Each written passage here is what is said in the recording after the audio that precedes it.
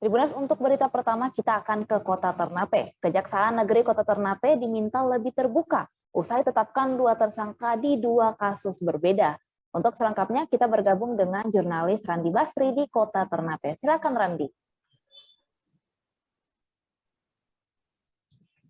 Baik, terima kasih rekan Niga di studio. Memang benar dapat saya laporkan dari Ternate Maluku Utara pada 22 Juli 2022 kemarin bertepatan dengan Hari Bakti Adiaksa ke-62 tahun 2002, khususnya di Kejaksaan Negeri Ternate sendiri, di mana di HBA ini telah melakukan penyelidikan hingga penetapan tersangka pada dua kasus yang berbeda, di mana untuk satu tersangka sendiri di berinisialis dengan kasus dugaan korupsi gaji PNS pada Dinas Pendidikan Kota Ternate pada tahun 2015 hingga 2020.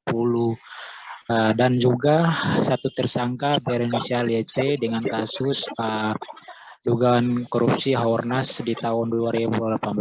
Dengan penetapan kedua tersangka ini dari Kejaksaan Negeri Ternate sendiri mendapat sorotan dari berbagai kalangan yang ada di luar sendiri. Salah satunya Kejaksaan Negeri mendapat sorotan dari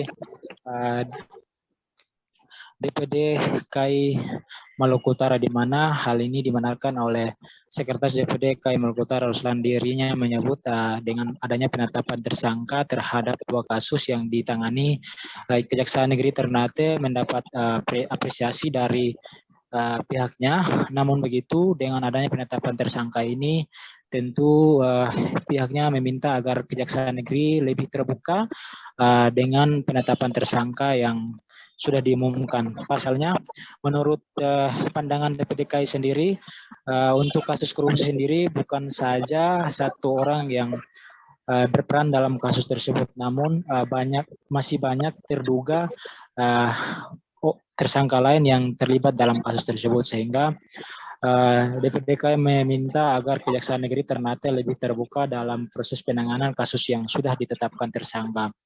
Hal ini juga di mana dirinya meminta kepada lembaga swadaya maupun organisasi lain di luar sana bisa melaporkan juga terkait dengan tindak pidana korupsi yang ada di Kota Ternate khususnya.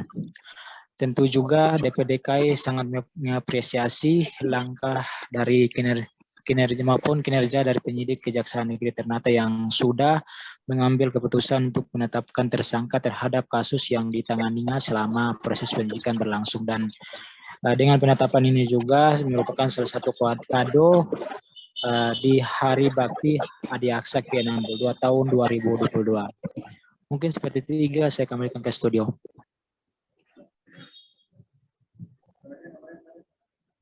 Baik, terima kasih rekan Randi atas laporannya. Tribuners, terdapat tayangan wawancara bersama Roslan selaku Sekretaris DPD KAI Maluku Utara. Tayangannya untuk Anda. Beberapa hari kemarin, ya betul, adanya penetapan dua orang tersangka dengan kasus yang berbeda lah. Ya, dua kasus yang berbeda. Secara kelembagaan kami mengapresiasi dan mendukung semua kerja-kerja penyidik Kejaksaan Negeri Ternate.